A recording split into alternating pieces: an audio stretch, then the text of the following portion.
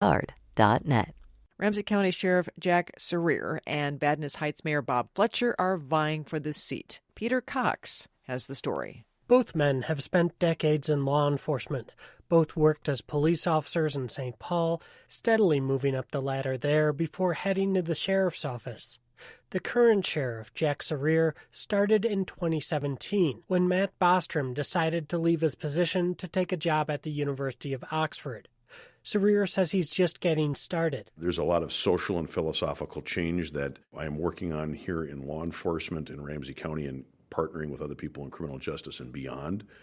And that understanding of the positive effect, the trust that we currently have as an agency in relationship with the community is something that I want to continue. Bob Fletcher was first elected sheriff in 1994.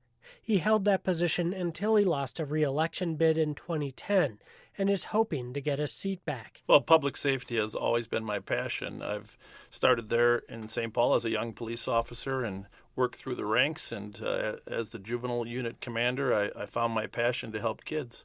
And as sheriff for 16 years, I think I was able to do some good to make the community a better place. Both Fletcher and Serier say they want to make improvements in how the jail functions on mental health and drug treatment, but they differ on some things. Fletcher says that deputies should have body cameras immediately, especially after a suburban police officer shot a motorist to death. It's been 27 months since Philando Castile was shot. There's really no excuse for the sheriff's office not to have body cameras by now. Deputies are supposed to get body cameras in 2020. Serier says they are testing the equipment now. He wants body-worn cameras to be better integrated with those on dashboards. These are multi-million-dollar projects, and you just can't pull them off the shelf and plug them in. Fletcher's tenure as sheriff wasn't without controversy.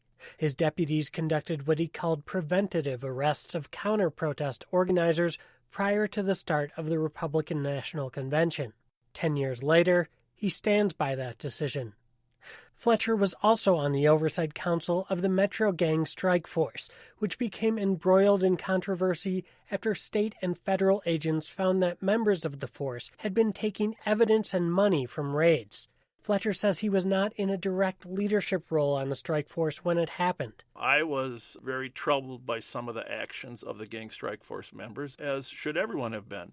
I'm the only one of the 12 members of the Oversight Council that took action to discipline 3 of the members of the strike force. Fletcher wants to bring back juvenile crime prevention programs that he implemented when he was sheriff and wants to see more scrutiny over conceal and carry permit applications.